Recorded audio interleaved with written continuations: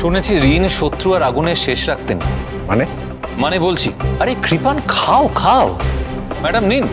আপনি কি বলতে চাইলেন বুঝতে পারলাম না। এটা তোমার বোঝার কথাও নয়, এটা তোমার বাবা বুঝবেন। না, আমিও বুঝতে পারিনি। সে কি, এত সহজ একটা কথা আপনি বুঝতে পারলেন না? দেখুন, বাবা ডাকটা প্রথম আপনি ওর থেকে শুনেছিলেন, তাই ওর প্রতি স্বাভাবিকভাবে আপনার একটা ঋণ আছে। সেই ঋণ থেকে আপনি ওকে বাঁচাতে গিয়ে শত্রু তৈরি করে ফেলেছেন অ্যাডভোকেট গীতাকে। আর সে এখন আপনার রাজনৈতিক ক্যারিয়ার, পরিবার সর্বত্র আগুন লাগিয়ে দিচ্ছে। প্রণয়বাবু, আপনি কিন্তু অপমান করছেন। না, আমি অপমান করছি না, ফ্যাক্ট বলছি, ফ্যাক্ট। আমি জানি প্রচুর টাকা আপনি আমার বড়দার ব্যাংক অ্যাকাউন্টে ট্রান্সফার করেছেন। আপনাকে কে বলল?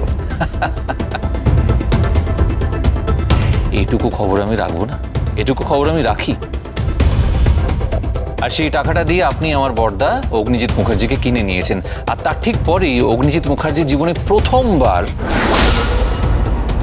অ্যাডভোকেট গীতার কাছে হেরেছেন। আর সেই হারটা উনি কিছুতেই মেনে নিতে পারছেন। আচ্ছা, এইসব কথা এখন থাক না, এইসব কথা উঠছে কেন? বিয়ে তো ঠিক হয়ে গেছে। দাঁড়ান, বিয়ে ঠিক হয়েছে, কিন্তু বিয়েটা এখনো হয়নি।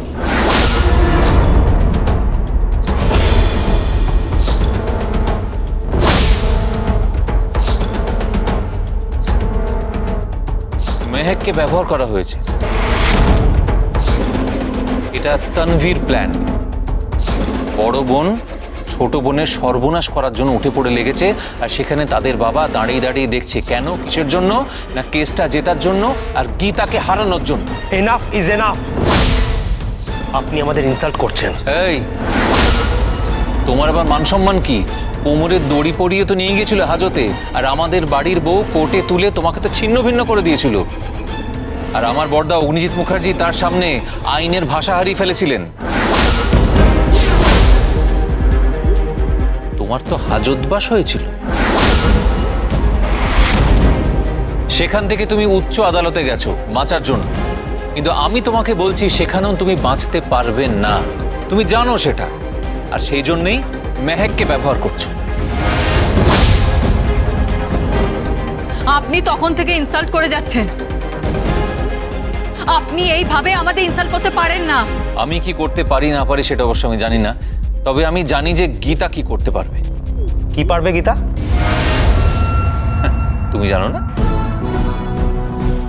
তোমার কি মনে হয় এই মুখার্জি বাড়িতে গীতা এসেছে তোমার আর মেহেকের আইবুড়ো ভাতের রান্না করতে? ক্লাউন নয়, জোকার নয়, রিং মাস্টার। তোমাদের মতন অ্যানিমালকে না একেবারে এইভাবে নাচাবে, এইভাবে। আপনি কিন্তু মাত্রা ছাড়িয়ে যাচ্ছেন। আপনাদের ড্রয়িং রুমে বসে আমাদের অপমান করছেন। এটাই তো আপনাদের প্রাপ্য ছিল। গীতা এলএলবি আমাদের বাড়িতে ঢুকেছে। আমার বড়দা আর আপনারা কতটা বোকা, ভেবেছেন গীতা এত সহজে ছেড়ে দেবে? আমি আপনাকে চ্যালেঞ্জ করে বলছি যে গীতা এই বিয়েটা হতে দেবে না। গীতা এলএলবি, সোম থেকে রবি প্রতিদিন সন্ধ্যে